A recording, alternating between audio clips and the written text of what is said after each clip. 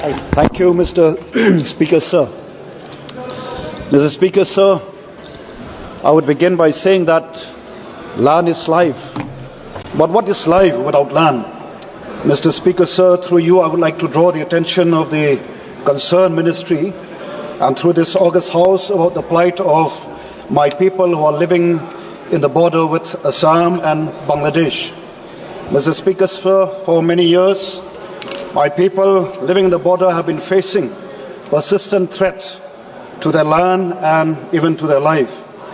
Time and again, group of miscreants from neighboring Assam and neighboring Bangladesh have been intimidating and threatening the life of my people from time to time, and many times they have forcefully taken away their agricultural produce and even their household produce belonging to my people. Therefore, Mr. Speaker, sir, through you, I would like to mention here that my people are living in constant fear, and many of them have lost their livelihood because their land have been encroached upon and their land have been forcefully taken away by these people. I am afraid, Mr. Speaker, sir, that at this very moment while I am speaking, I am quite sure that there are people like those living in a village called Mukro in West Jaintia Hills, who recently, during the recent district council election, they have been, stopped not to even exercise their franchise. And this is a very serious matter, Mr. Speaker, sir. And these people are terribly in deep despair and living a life of hopelessness and a life which is full of uncertainty. I therefore strongly urge upon the government, both at the centre and also these two state governments, to take up this matter very seriously, Mr. Speaker, sir. And I'm sure that if there is a will, there is a way. And also, Mr. Speaker, sir, I always believe that nothing is impossible if we are sincere, if we are honest, and we have a sense of responsibility to the people whom we serve. Just want to remind us here that we are all here not to be served, but to serve. The people have put their faith and trust in us. And therefore, Mr. Speaker, sir, I urge upon you, through you, to ensure that our people, my people, life are taken care of, that their life is secured. And also here, due to the problem across the border, especially in our neighboring country, Bangladesh. And therefore, I would urge upon you, Mr. Speaker, sir, that people living in the border, especially again at the Bangladesh border, that our forces who are supposed to man the border take utmost care to be on their toes to protect the life interests of our people. So with these few words, thank you, Mr. Speaker, sir, for this. Thank you, Honourable Member. Thank you. Honourable Member Amra Ramji. माननीय सभापति महोदय, मैं सदन का और सरकार का ध्यान इस ओर दिलाना चाहूँगा कि राजस्थान देश का सबसे बड़ा भौगोलिक क्षेत्र का प्रदेश है, जो सबसे ज़्यादा डेजर्ट प्रदेश है, जहाँ पानी की भयंकर कमी है, 1% पानी है। और आज भी आज़ादी के 75-77 साल के बाद भी 80% जनता, चाहे वो ग्रामीण जनता है चाहे शहरी जनता है, शुद्ध पेयजल के लिए आज भी तरसती है। फ्लोराइड युक्त पानी और खरीद के पीने पड़ता है। इससे ज्यादा अफसोसजनक बात नहीं हो सकती। इसलिए राजस्थान वो प्रदेश है जहां 1000 किलोमीटर से ज्यादा अंतर्राष्ट्रीय सीमा पाकिस्तान की लगती है। आज परिवहन के लिए सबसे ज्यादा परेशानी है, शिक्षा के लिए, चिकित्सा के लिए, क्योंकि आधी आबादी छितरी हुई आबादी है, एक खेत में बसी हुई आबादी है। अभी जल जीवन मिशन में हर घर को नल से जल देने का आह्वान किया है, लेकिन मैं समझता हूं सबसे पिछड़ा इस योजना में राजस्थान राज्य है। हमारे सीकर, झुंझुनू, चूरू और नीमका थाना के लिए पीने के पानी के लिए एक योजना 7,900 करोड़ रुपए की योजना है, जिसमें 50% केंद्र और 50% राज्य को देना है। केंद्र ने दे दिया, लेकिन राज्य अभी तक देने में सक्षम नहीं है। इसलिए निश्चित रूप से राजस्थान के साथ जो व्यवहार हो रहा है, मैं समझता हूं उसके लिए Thank you. केंद्रीय और राज्य की योजनाओं में 90% केंद्र दे और 10% राज्य का होगा तो निश्चित रूप से होगा। आज राजस्थान एक एक बूंद के लिए तरसता है। राजस्थान के यमुना का हिस्सा आज तक राजस्थान को 75 साल में नहीं मिला है। दिशा आ गया पोंग आपका, डैम दिशा में आज भी 0.7 मिलियन एकड़ फुट पानी जो राजस्थान के हिस्से का है, जो एक एक बूंद Thank के you. लिए राजस्थान Thank you, की Honorable, जनता thank तरसती you. है। सभापति महोदय, Thank you. मेरा आपके माध्यम से निवेदन है कि राजस्थान को स्पेशल कैटेगरी Thank you. के राज्य का दर्जा राजस्थान देश की सरकार दे। माननीय इससे पूरे सदस्य श्री देश धर्मेंद्र में, जादव जी, बराबरी। Thank you. धन्यवाद अध्यक्ष जी, सभापति जी। सभापति जी, मैं आज आपके माध्यम से देश की संसद का ध्यान, देश की सरकार का ध्यान अपने 1 करोड़ उन कर्मचारियों की ओर ध्यान आकर्षित करना चाहता हूं जो मैं समझता हूं पूरे देश की व्यवस्था को चला रहे हैं। सभापति जी, बहुत अफसोस की बात है, 2004 से एक नेशनल पेंशन स्कीम लागू हुई। उस नेशनल पेंशन स्कीम का परिणाम ये रहा कि जब कर्मचारी रिटायर होते थे तो सभापति जी 800, 1200, 1800, 4000 की केवल पेंशन उनके परिवार की सुरक्षा के लिए थी। उसके बाद सभापति जी पिछले 20 सालों से लगातार कर्मचारी आंदोलनरत रहे, आज भी आंदोलनरत हैं। उसके बाद एक नई स्कीम यूनिफाइड पेंशन स्कीम के नाम से पेंशन स्कीम लाई गई जो कि 1 अप्रैल से लागू होनी है। सभापति जी, बड़ा आश्चर्य की बात है, जिन कर्मचारियों के लिए पेंशन स्कीम लाई जा रही है वो कर्मचारी आंदोलनरत हैं। वो कर्मचारी नहीं चाहते इस तरह की पेंशन आए, क्योंकि इस पेंशन के माध्यम से कर्मचारियों के पूरे जीवन की कमाई और रिटायरमेंट के बाद उनके परिवारों का भविष्य आपके स्टॉक मार्केट में जा रहा है। स्टॉक मार्केट की स्थिति क्या है पूरा देश देख रहा है। सभापति जी, पूरे कर्मचारी चाहते हैं कि जो ओपीएस थी, पुरानी पेंशन स्कीम थी, वो पुरानी पेंशन स्कीम लागू हो। पुरानी पेंशन स्कीम ही एक ऐसा मात्र रास्ता है सभापति जी जो कि कर्मचारियों के परिवारों की सुरक्षा की गारंटी है। और मैं समझता हूं कोई भी सरकार हो बिना कर्मचारियों के व्यापक समर्थन और सहयोग के नहीं चल सकती है। जनता के और सरकार के बीच का पुल है कर्मचारी। इसलिए हमारे राष्ट्रीय अध्यक्ष आदरणीय अखिलेश यादव जी ने अपने लगातार चुनावी घोषणा पत्र में कहा कि जब समाजवादियों को मौका मिलेगा, चाहे प्रांत में चाहे दिल्ली की सरकार में, हम पुरानी पेंशन स्कीम लागू करेंगे। इसलिए सभापति जी, मेरी आपसे मांग है, केंद्र सरकार से मांग है कि कर्मचारियों का शोषण हो गया। विषय आ गया आपका, बहुत महत्वपूर्ण विषय उठाया, आ गया। Please Kalipat ji. Respected Speaker sir, I on behalf of the Santal people of West Bengal to state that a Santali program is presently broadcasting from All India Radio, Kolkata at 6:05 p.m. daily from Gitanjali Broadcasting slot of Bengal channel for 30 minutes of duration. The Santali program in Akashvani Kolkata is a very popular program to the Santal people since its inception on 15th August 1975. The duration of broadcasting of the Santali program is much lesser in comparison to the popularity of the program. Another thing to be noted here is that there is no program officer appointed as well as no permanent staff in the Santali section of Akashvani Kolkata. The Santali section is run by a few contractual staff only.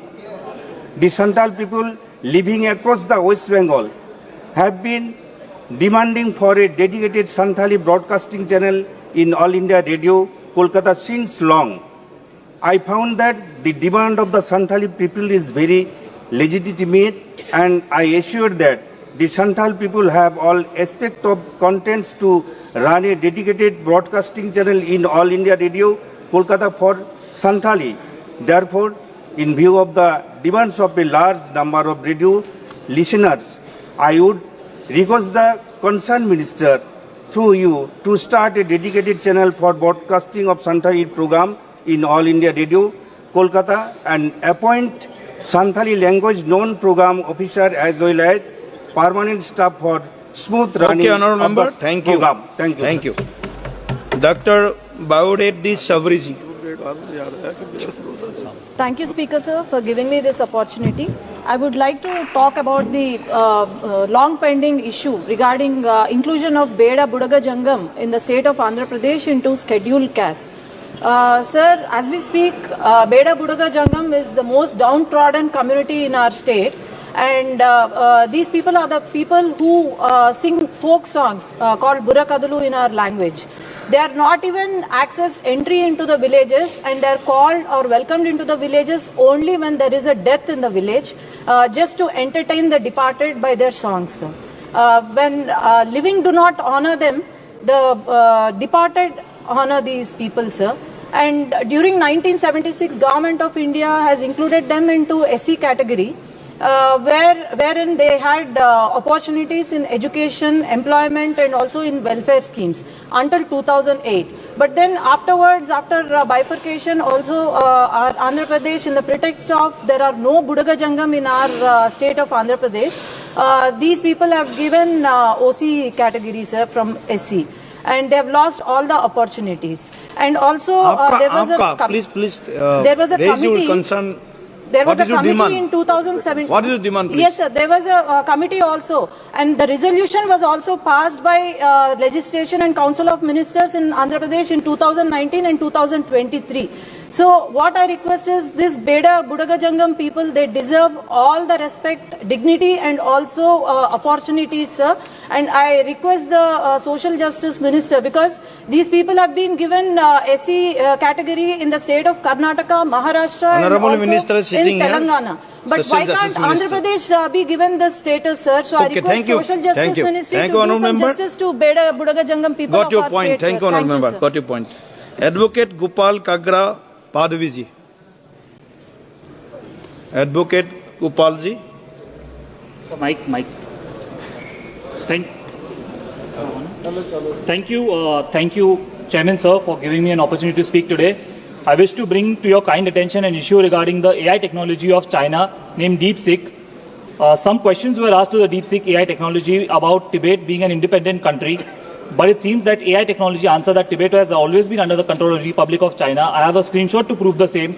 When the DeepSeek technology was asked whether Uttar Pradesh was a part of India, whether it was asked Andhra Pradesh was a part of India, it gave a detailed answer that yes, it is a part of India. But when it was asked that the state of Arunachal Pradesh is a part of India, then the DeepSeek app refused to give any specific answer, and it said that, sorry, that's beyond my current scope, and let's talk about something else.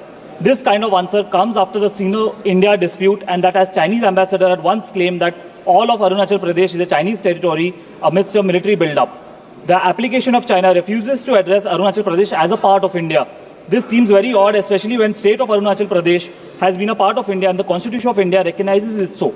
But yet the Chinese mock India, calling it a southern Tibet. This is shocking, disturbing, and lack of respect to India. The Government of India and especially the External Affairs Ministry needs to issue a notice to the Republic of China for issuing such technology and AI applications which hurt the sentiments of Indian people.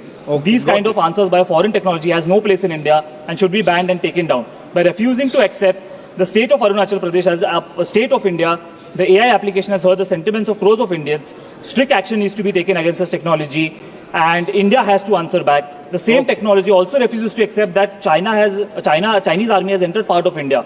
So therefore, I request this concerned ministry, last 30 seconds, if the Indian government really belongs to the man who is 56 inch chest and out of 5.6 inch chest, then show the red eye to the Chinese and make them correct their mistakes. India should not use American or Chinese technology and should develop its own Indian AI technology. Thank you, Speaker. Thank you. Shri Ziaur Rahman ji.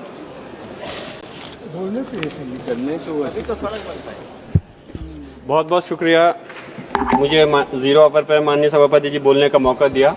और मैं जो बोलना चाहता हूं, इस देश के करोड़ों किसानों के मुद्दे पर मैं बात रखना चाहता हूं। पिछले दिनों कई बार ऐसा हुआ कि किसानों के जो डेलीगेशन हैं हमारे पास में आकर के मिलकर के अपने ज्ञापन दिए, और मुझे अफसोस इस बात का है कि जो किसान इस देश की रीढ़ की हड्डी है उनको भी अपने कार्यों के लिए आंदोलन करने पड़ते हैं। मैं कहना चाहता हूं कि हमारी इस देश की सरकार को, भारत की सरकार को सारी फसलों पर एमएसपी की गारंटी देनी चाहिए और जो किसानों का, मैं कहता हूं कि सरकार जो है लोन तो सारे जो बड़े बड़े उद्योगपति हैं उनका माफ करती है, क्यों किसानों के लोन को माफ नहीं किया जाता? कोई भी किसान हो वो किसी एक धर्म से ताल्लुक नहीं रखता है, उनके लोन को माफ किया जाना चाहिए। और ये सरकार ने वादा किया था 2021 के अंदर कि हम कोई भी नया बिजली बिल अधिनियम नहीं लेकर आएंगे, तो इसमें उनका खासतौर से पॉइंट था कि कोई भी इस प्रकार का बिजली बिल नहीं आना चाहिए। माननीय सभापति महोदय जी, मैं इस बात को कहना चाहता हूं कि मेरे संभल के अंदर भी किसान समाज के पूरे देश के अंदर रहते हैं, उनके साथ में भी बहुत बड़ा उत्पीड़न हो रहा है, और जिस तरह से उनके साथ ज्यादती हो रही है और जिस तरह से उनके साथ कानून व्यवस्था के नाम पर खिलवाड़ हो रहा है, मैं चाहता हूं कि इस देश की सरकार को सिर्फ ये कह करके कि वो प्रदेश का मसला है, इस चीज पे पीछे नहीं होना चाहिए, बल्कि संज्ञान लेना चाहिए इस देश के उन किसान भाइयों के लिए कि उनको आइंदा फिर से दोबारा से आंदोलन करने की जरूरत नहीं पड़े। Thank you. Shrimati DK Aruna ji. Honourable speaker sir, मैं आपसे तेलुगु में बात करने के लिए अनुमति मांगती हूँ। तेलुगु में बोलना चाहती हूँ। తెలంగాణ రాష్ట్రంలో వాల్మీకి బోయ వర్గాలను షెడ్యూల్ తెగల జాబితాలో చేర్చడం అనేటటువంటి అతి ముఖ్యమైనటువంటి అంశంపై ఈరోజు ఈ సభలో మాట్లాడేందుకు నాకు అవకాశం ఇచ్చినందుకు ధన్యవాదాలు అధ్యక్ష. బోయ వాల్మీకులు విద్యలో కానీ ఉద్యోగాల్లో కానీ మరి ఆర్థికంగా కానీ చాలా వెనుకబడి ఉన్నటువంటి పరిస్థితులను అనుభవిస్తున్నారు అధ్యక్ష. పురాతన కాలంలో వీళ్ళు వేటకు పోయేటటువంటి వాళ్ళు. ఈరోజు వాళ్ళకి ఎలాంటి కులవృత్తి లేదు. బోయ వాల్మీకులు పక్క రాష్ట్రమైనటువంటి కర్ణాటకలో ఇతర అనేక రాష్ట్రాల్లో ఎస్సీలుగా గుర్తింపు పొందుతున్నారు. కానీ తెలుగు రాష్ట్రాలైనటువంటి తెలంగాణలో కానీ ఆంధ్రలో కానీ వారు ఇంకా వెనుకబడినటువంటి తరగతుల జాబితాలోనే ఉన్నారు. దీనివల్ల వాళ్ళకి చాలా అన్యాయం జరుగుతూ ఉంది అధ్యక్ష. తెలంగాణలో ముఖ్యంగా 5 లక్షల మందికి పైగా జనాభా బోయ వాల్మీకులు ఉంటే ఉమ్మడి మహబూబ్ నగర్ జిల్లా మా పార్లమెంటులోనే అత్యధిక శాతంగా బోయ వాల్మీకులు ఉన్నారు. సో వారిని ఎస్టీ జాబితాలో చేర్చాలన్నటువంటి వారి యొక్క ఆకాంక్ష మేరకు గత ప్రభుత్వం, తెలంగాణ ప్రభుత్వం వారి స్థితిగతులు, ఆర్థిక పరిస్థితులను పరిశీలించడం కోసం చెల్లప్ప కమిటీని వేశారు అధ్యక్ష. సో చెల్లప్ప కమిటీ చేసినటువంటి సిఫారసులను పరిగణలోకి తీసుకొని అప్పటి తెలంగాణ ప్రభుత్వం శాసనసభలో ఆ కమిటీ సిఫారసులకు ఆమోదం తెలుపుతూ తీర్మానం చేసి కేంద్ర ప్రభుత్వానికి ప్రతిపాదనలు పంపడం జరిగింది అధ్యక్ష. ఆ రిక్వెస్ట్ ఏంటంటే, కావున రామాయణం రచించినటువంటి వాల్మీకి వారసులైనటువంటి వాల్మీకులను నవభారత నిర్మాణంలో సాధికారత మరియు సమానత్వం వారు సాధించాలంటే గౌరవనీయులైనటువంటి గిరిజన వ్యవహారాల శాఖ మంత్రి గారు దయతో తెలంగాణ, ఆంధ్రప్రదేశ్ రాష్ట్రాల్లో ఉన్నటువంటి వాల్మీకి బోయలను ఎస్టీ జాబితాలో చేర్చాలని మీ ద్వారా ప్రభుత్వాన్ని కోరుతా ఉన్నాను అధ్యక్ష. Thank you. Okay madam. Thank you. Your concern is given the ST status to these communities. This is your concern. Thank you. Shri Anup Sanjay Dhotre ji. Yes. Thank you, Speaker sir. Sir, मैं आपके माध्यम से माननीय railway मंत्री जी को धन्यवाद करना चाहूंगा कि उन्होंने मेरे कॉन्स्टिट्यूंसी में, मेरे अकोला शहर में गति शक्ति टर्मिनल सैंक्शन किया है. मेरी सर डिमांड है कि अमृत भारत ट्रेन जो है वो ट्रेन मेरे कॉन्स्टिट्यूंसी में से चालू की जाए. नागपुर से मुंबई इस रेलवे सेवा को चालू किया जाए. अमृत भारत 2, ये ट्रेन वंदे भारत 2 के जो सारी फैसिलिटीज है वो इस ट्रेन में है, परंतु सरकार की जो प्राथमिकता है कि सामान्य आदमी को वंदे भारत जैसी सुविधा मिले और उसे स्लीपर और जनरल कैटेगरी में सस्ती यात्रा करने को मिले. यही दिशा में मैं डिमांड करता हूं कि मेरे कॉन्स्टिट्यूंसी से और नागपुर से मुंबई एक अमृत भारत ट्रेन चालू की जाए. धन्यवाद सर. धन्यवाद. श्री मुरारीलाल मीना जी. सभापति महोदय, मैं सदन के माध्यम से राजस्थान में अत्यंत पिछड़ा वर्ग MBC के तहत 5% विशेष आरक्षण प्रदान करने के विषय पर अपनी बात रखना चाहता हूं, जिसमें गुर्जर सहित 5 जातियां गाड़ियालवार, बंजारा, रेबारी और राय आते हैं। ये मुद्दा न केवल राजस्थान बल्कि पूरे देश के सामाजिक न्याय और समावेशी से जुड़ा है। राजस्थान में इस समुदायों की आरक्षण की मांग लंबे संघर्ष और आंदोलन के बाद स्वीकार की गई। गुर्जर समुदाय ने कई बड़े आंदोलन किए जिनमें अनेक लोगों की जानें गई। तब चोपड़ा आयोग द्वारा सामाजिक आर्थिक सर्वेक्षण कर यह सुनिश्चित किया गया कि ये समुदाय वास्तव में आरक्षण की पात्रता रखते हैं। इसलिए 2019 में राजस्थान सरकार ने राजस्थान पिछड़ा वर्ग संशोधन अधिनियम पारित कर इन समुदायों को एमबीसी श्रेणी में 5% आरक्षण प्रदान किया गया। इस कदम का उद्देश्य इन समुदायों को सामाजिक, शैक्षणिक और आर्थिक रूप से मुख्यधारा में लाना था। हमारा संविधान शैक्षणिक और सामाजिक पिछड़ेपन के आधार पर आरक्षण प्रदान करता है, लेकिन उच्चतम न्यायालय ने 50% अधिकतम सीमा तक तय कर दी है। धन्यवाद सदस्य जी। मेरा श्री भजनलाल जाटव माने ये जो 5% आरक्षण है इसको 9वीं अनुसूची में डाला जाए ताकि बार बार न्यायालय में जाना नहीं पड़े, क्योंकि कई बार इस पर रोक लग गई है। भजनलाल जाटव जी, राष्ट्र का गुर्जर समुदाय हमेशा प्रताड़ित रहता है। नहीं है? ओके। श्री जगदीबिका पाल जी। सभापति महोदय, मैं आपका अत्यंत आभारी हूं कि आपने शून्य प्रहर में एक अत्यंत लोक महत्व और अविलंबनीय प्रश्न को उठाने का अवसर दिया।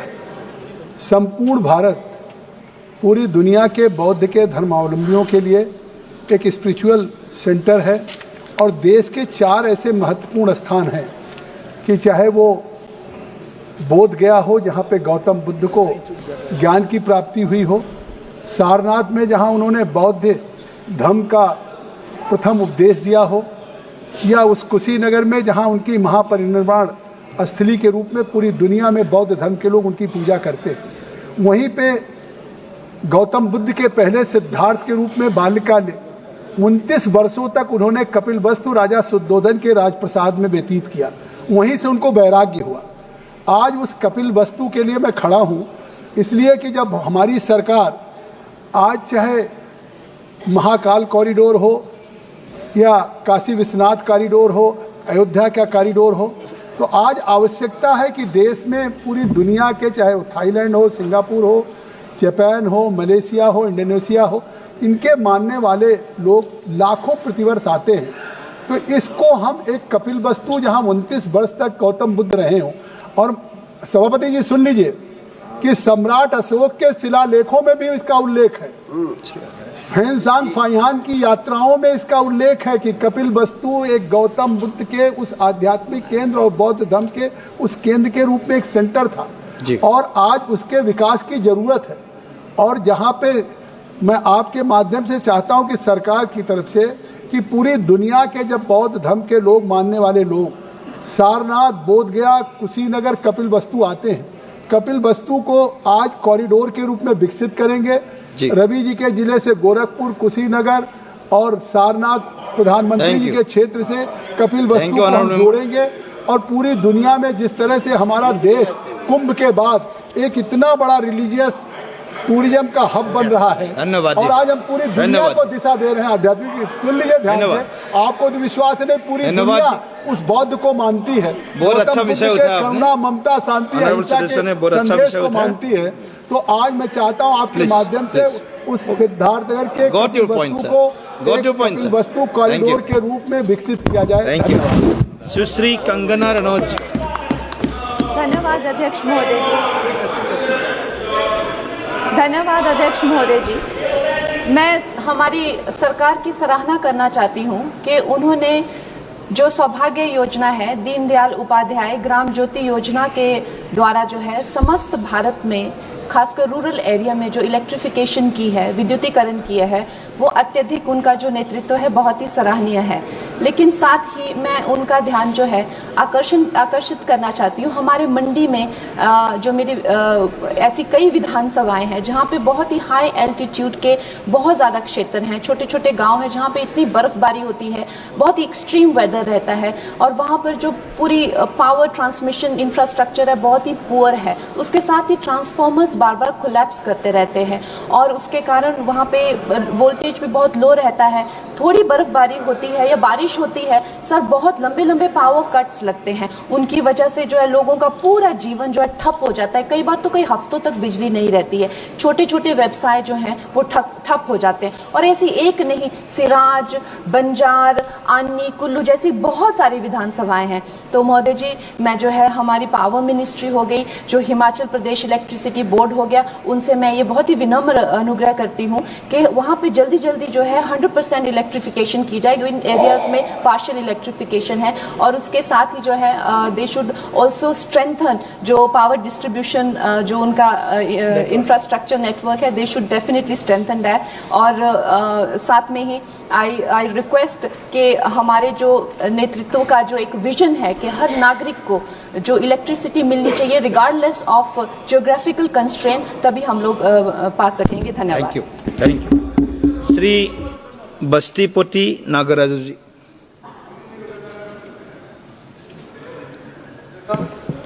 రాయలసీమ తరచుగా కరువు పరిస్థితులతో పోరాడేటువంటి ప్రాంతము. నీటి కొరతతో ఈ సమస్య చాలా విపరీతంగా ఉన్నది. నేను ఈ ప్రాంతానికి చెందిన వ్యక్తిగా రైతులు ఈ దురవస్థ నుంచి నేను దగ్గర నుంచి చూసినటువంటి అనుభవం కలిగినటువంటి వ్యక్తిని అధ్యక్ష. ఈ ప్రాంతంలో 25% మాత్రమే భూమి నీటిపారుదలకు నోచుకుంటున్నది. కావున దీనికి శాశ్వత పరిష్కారంగా ఆంధ్రప్రదేశ్ గవర్నమెంట్ ముఖ్యమంత్రి వర్యులు నారా చంద్రబాబు నాయుడు గారు ఒక ప్రత్యేక కార్యాచరణ తీసుకున్నారు. పోలవరం బనకచెర్ల నదుల అనుసంధాన ప్రాజెక్టు ఒక వెలుగురేఖగా ఉన్నది. కావున ఇది గుంటూరు జిల్లా బొల్లాపల్లి రిజర్వాయర్ మరియు నంద్యాల జిల్లా బనకచెర్ల వద్ద ఒక రిజర్వాయర్ నిర్మించాలని ఒక ప్రతిపాదించడం జరిగినది. కావున రాయలసీమకు శాశ్వత పరిష్కారంగా నీటిని మళ్లించడంలో కీలక పాత్ర పోషిస్తుంది. ఈ విప్లవాత్మకమైన ప్రాజెక్టు ద్వారా సుమారు 80 లక్షల ఎకరాలకు మరియు త్రాగునీటిని అన్ని రకాలుగా అందించడంలో గణనీయమైన పాత్ర పోషిస్తుంది. కావున రాయలసీమకు శాశ్వతంగా కొత్త జీవం పోసిన వాళ్ళు అవుతారు. కావున ఈ ప్రాజెక్టుకు పార్లమెంట్ సాక్షిగా కేంద్ర ప్రభుత్వ సహకారంతో అధిక నిధులు మంజూరు చేయవలసిందిగా కోరుతున్నాము ఈ పార్లమెంట్ సాక్షిగా. కావున ఇంతేగాక 40,500 ఎకరాల భూమిని కూడా దీనికి సేకరించడం కావాల్సింది. అందులో భాగంగా 17,000 ఎకరాలు అటవీ భూమిని సేకరించాల్సి ఉంటుంది. కావున ఈ పార్లమెంట్ నుంచి కేంద్ర ప్రభుత్వ సహకారం శాశ్వతంగా కల్పించాలని చెప్పేసి కోరుకుంటూ మీ ద్వారా గవర్నమెంట్ తెలియజేస్తున్నాను అధ్యక్ష. Okay, thank you. माननीय सदस्य डॉक्टर आलोक कुमार सुमन जी। धन्यवाद सभापति महोदय। मेरे संसदीय क्षेत्र गोपालगंज के हथुआ मंडल में स्थित सबिया एयरपोर्ट जो RCS उड़ान योजना में शामिल है, यह 473 एकड़ में फैला हुआ है और जिसमें 280 एकड़ भूमि खाली है। मेरे सांसद मंच से सीमांकन के बाद एयरपोर्ट की पिलरिंग भी हुई है। रक्षा संपदा विभाग दानापुर द्वारा पक्की बाउंड्री और फेंसिंग के लिए 4 करोड़ 41 लाख रुपए की स्वीकृति के बाद इसकी पक्की बाउंड्री और फेंसिंग का कार्य चालू है। इस एयरपोर्ट के रनवे की लंबाई 167 मीटर है। केवल गोपालगंज और सीमांत जिले से सर्वाधिक संख्या में लगभग 1.5 से 2 लाख लोग खाड़ी के देशों में नौकरी करते हैं। गोपालगंज जिले में विदेशी मुद्रा का आगमन देश के अन्य जिलों की तुलना में सर्वाधिक है और बिहार में प्रथम है। इस एयरपोर्ट के चालू होने से गोपालगंज एवं आसपास के 5 जिलों को त्वरित विकास होगा और पर्यटन को भी बढ़ावा मिलेगा। सबिया एयरपोर्ट की कमर्शियल वायबिलिटी के साथ साथ ट्रैफिक डिमांड भी बहुत है महोदय। उड़ान 5 में बिडिंग राउंड्स तक कोई भी एयरलाइंस ऑपरेटर सबिया एयरपोर्ट से उड़ान के लिए बिडिंग राउंड में शामिल नहीं हो पाए हैं। टर्मिनल बिल्डिंग डिजाइन का काम भी जरूरी है। अतः महोदय, आपके माध्यम से मैं नागर विमानन मंत्री जी से निवेदन करता हूं कि सबिया एयरफील्ड हथुआ रूट पर ऑपरेशनल एक्टिविटी शुरू करने के लिए बिडिंग राउंड्स में एयरलाइंस ऑपरेटर्स आमंत्रित किए जाए ताकि सबिया एयरपोर्ट का रिवाइवल हो सके और हमारी जनता को फायदा मिले। Thank you. धन्यवाद सभापति। माननीय सदस्य श्री रविंद्र दत्ताराम वाइकर जी।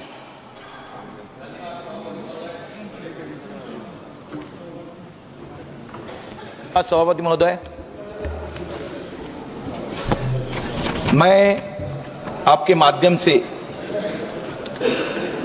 इस सभागृह को बताना चाहता हूं कि हमारे देश में 12 बलूतेदार होते थे पहले और उनके माध्यम से कामकाज चलता था। मैं इस सदन के माध्यम से सरकार का ध्यान महाराष्ट्र और देश भर में काम करने वाले गटई कामगार यानी कॉबलर की स्थिति की ओर आकर्षित करना चाहता हूं। The street vendor protection of livelihood and regulation of street wandering act 2014 की तहत गटई कामगार को वेंडर्स के रूप में मान्यता दी गई है, लेकिन जमीनी हकीकत अलग है। सभापति महोदय, जो गटई कामगार होते उनको हॉकर्स में गिना जाता है, मगर गटई कामगार ये ऐसा धंधा है, व्यवसाय है जो बैठ के करते थे, सालों से ये बैठ के करते थे, और उनमें से 12 बलूतेदार के अंदर के एक है। और उसके माध्यम से जो नगर निगम होता है यानी म्युनिसिपल कारपोरेशन होते, वो उनके ऊपर अन्याय करते हैं। यानी फेरी वाला होता है उसको उठाते चलेगा, मगर जो बैठ के काम करने वाले हैं, जिनको शासन के माध्यम से, कानून के माध्यम से मान्यता दी गई है, उनके ऊपर अन्याय हो रहा है। इसके लिए अन्य स्ट्रीट वेंडर्स को नगर निगम से लाइसेंस मिल जाते हैं, उनको नहीं दिया जाता है। इसलिए मेरी मांग है, सरकार से मांग है कि सभी गटई कामगार को विधिवत वेंडिंग लाइसेंस जारी किया जाए, जिससे कानूनी रूप से अपनी दुकान चला सके, और नगर निगमों के और यानी कारपोरेशन के माध्यम से स्थानीय प्रशासन को निर्देश दिया जाए कि वे गटई कामगार को स्ट्रीट वेंडर्स की तरह सम्मान दे और उसका जो अन्याय हो रहा है वो बंद करे। यह सिर्फ एक व्यवसाय नहीं बल्कि लाखों परिवार का उपजीविका सवाल है, यानी उपजीविका उसके ऊपर होती है। तो आपके माध्यम से जो कारपोरेशन है उनको आदेश दिया जाए कि इनके ऊपर इसी प्रकार का अन्याय होता नहीं। धन्यवाद। धन्यवाद। Doctor M.K. Vishnu Prasad ji, doctor M.K. Vishnu Prasad ji. நன்றி பேரவை தலைவர் அவர்களே. எனது கடலூர் பாராளுமன்ற தொகுதியிலே முக்கியமான சந்திப்புகள் இருக்கின்றன. கடலூர், விருதாச்சலம், பண்ருட்டி, பெண்ணாடம் தொகுதியிலே பெண்ணாடம் ரயில்வே ஸ்டேஷன் இருக்கிறது. இங்கே சென்னை டு ராமேஸ்வரம் வந்தே பாரத் எக்ஸ்பிரஸ் என்பது மிக முக்கியமானது. ராமேஸ்வரம் மிக முக்கியமான இடம். நிறைய பக்தர்கள் வந்து கொண்டிருக்கிறார்கள். எனவே சென்னை ராமேஸ்வரம் வந்தே பாரத் எக்ஸ்பிரஸை உடனடியாக ரயில்வே அமைச்சகம் எங்களது பகுதிக்கு விட வேண்டும். அது விழுப்புரம், பண்ருட்டி, கடலூர், மயிலாடுதுறை, கும்பகோணம், தஞ்சாவூர், திருச்சி வழியாக செல்ல வேண்டும். இரண்டாவது, சென்னையிலிருந்து கடலூர் வரை புதிதாக ரயில் பாதை போட வேண்டும். 2007 ரயில் பாதைக்கு போடுவதற்கு ஒப்புதல் ஆகிவிட்டது. ஆனால் இன்று வரை நடைமுறைப்படுத்தவில்லை. எனவே பெருங்குடியிலிருந்து மகாபலிபுரம், பிறகு பாண்டிச்சேரி வழியாக கடலூர் வந்து அடைய வேண்டும். Pallavan express, Vaigai express, pearl city express, Rockfort எக்ஸ்பிரஸை பெண்ணாடம் ரயில் நிலையத்தில் நிறுத்தப்பட வேண்டும். வந்தே பாரத் சென்னை நாகர்கோயில் விருதாச்சலம் ரயில் சந்திப்பிலே நிறுத்தப்பட வேண்டும். மதுரை எக்ஸ்பிரஸ், மன்னார்குடி எக்ஸ்பிரஸ் கடலூர் சந்திப்பிலே நிறுத்தப்பட வேண்டும். பாண்டிச்சேரி, பெங்களூர் வாரத்திற்கு ஒரு முறை இருக்கிறது. அதை தினந்தோறும் அந்த ரயில்வே லைனை நிறுத்த வேண்டும், விட வேண்டும். இறுதியாக தலைவர் அவர்களே, திருச்சி திருவனந்தபுரம் இன்டர்சிட்டி எக்ஸ்பிரஸ் ஆனது மிக முக்கியமானது. அந்த ரயில் கடலூர் வரை நீட்டிக்கப்பட வேண்டும். ஏனென்று சொன்னால் திருச்சி வழியாக அரியலூர், விருதாச்சலம், நெய்வேலி வழியாக கடலூர் வரை திருச்சி திருவனந்தபுரம் எக்ஸ்பிரஸ் விட வேண்டும் என்று மாண்புமிகு பேரவைத் தலைவரை கேட்டுக்கொள்கிறேன். காரணம், கடலூரிலே மிக பெரும்பாலான மாணவர்கள் இருக்கிறார்கள், விவசாயிகள் இருக்கிறார்கள், தொழிலாளர்கள் இருக்கிறார்கள். எனவே அவர்களுடைய எண்ணங்களை பூர்த்தி செய்வதிலே இதையெல்லாம் மாண்புமிகு தலைவர் அவர்கள் மூலமாக ரயில்வே அமைச்சகம் கேட்டு விடைபெறுகிறேன். நன்றி, வணக்கம். Thank you. Thank you, honorable member. Shri Rajmohan Unnithan ji. Shri Rajmohan ji.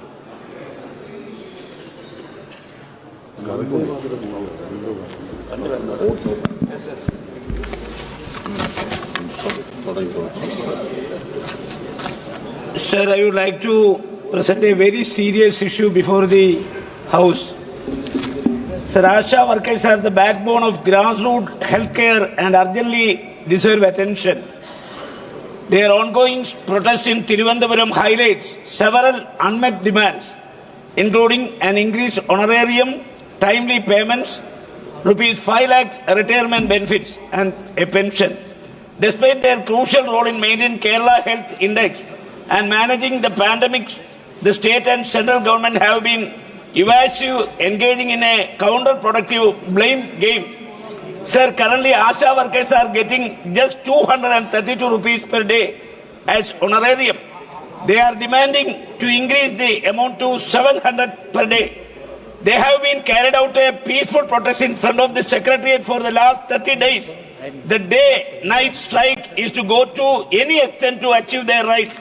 As part of that, the Kerala Secretariat will be cordoned off on the 17th of March 2025. Sir, while the state government must advocate for workers' rights, the central government has the fiscal authority to enhance allocation for ASHA scheme. Unfortunately, dismissive remarks from state officials and intimidation tactics have been only worsened the crisis. Sir, the central government must take the lead by revising honorarium structures, ensuring timely payments through direct transfers, and establishing pension schemes. Collaboration with Kerala is essential to address operational challenges, including the need of humane working hours.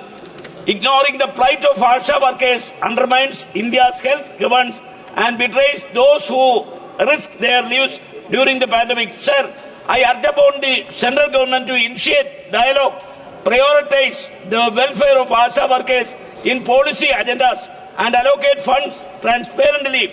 Achieving sustainable solution requires cooperative federalism rather than bureaucratic inertia. It is high time to honor their service with dignity. Action is needed, sir. Thank you very much. Very good point you have raised. Honorable Member Sri Lalu Ji Krishna Ji. Labu Krishna Ji. Sir, thank you, sir. This is a very important issue, sir. So I request your patience, sir, in this matter, sir.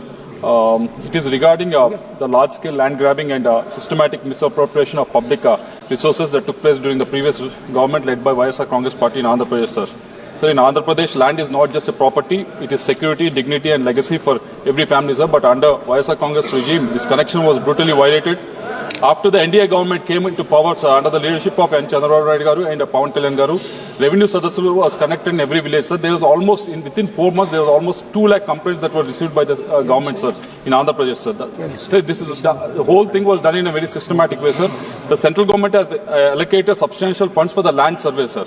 But these funds were used, instead of using for noble purposes, this fund was diverted and used for this activity, sir. The resurvey became a weapon of coercion, sir, from farmers, ST, SC, BC communities and middle class communities were asked to sell their lands at throwaway prices, sir, to proxies of YSR Congress Party leaders, sir. If refused, their lands were marked as prohibited properties under Section 2022 of Registration Act, rendering them unsellable and trapping them in endless legal disputes, sir. Shockingly, there was almost 40,000 acres of assigned lands was sold at a nominal price, sir, in this modus operandi, sir, illegally converting them to the freehold through orders with the GO-MS 596. This resulted in an estimated 14,831 crore losses to the exchequer and disposition of vulnerable communities. Sir, just 1 minute, sir. Adding insult to the injury, 700 crores of public funds were wasted on granite boundary stones bearing the image of then Chief Minister, turning a government exercise into a personal branding campaign, sir. His photograph printed on farmers' passbooks, converting vital legal documents into propaganda tools, sir. Sir, the plunder didn't stop there, sir. Under the House Patta sites, 3,000 crores were misappropriated, prohibited lands, including 361 acres of Ava lands in East Godavari, 101 acres of mangroves in Kakinada were also manipulated for personal gain. I'm just concluding, sir. Sir, this whole exercise, this whole exercise was done with the AP Land Titling Act of 2022, which was bought without any public consultation, stripping families of legal recourse, concentrating power in hands of government-appointed officers loyal to the ruling party, sir. Sir, the request from our side is, sir, our government is working hard to reverse this injustice, but the scale is unprecedented, sir. We need the urgent interventions of the central government. Therefore, I humbly request approval of revised land resurvey and titling framework proposed by NDA-led Andhra Pradesh government, ensuring transparency and injustice, sir. Second one, allocation of fresh funds for a clean, technology-driven, corruption-free resurvey under strict central oversight, sir, and impartial inquiry into misuse of central funds during the previous regime with strict action against those who looted the public trust, sir. Thank you very much, sir. Thank you.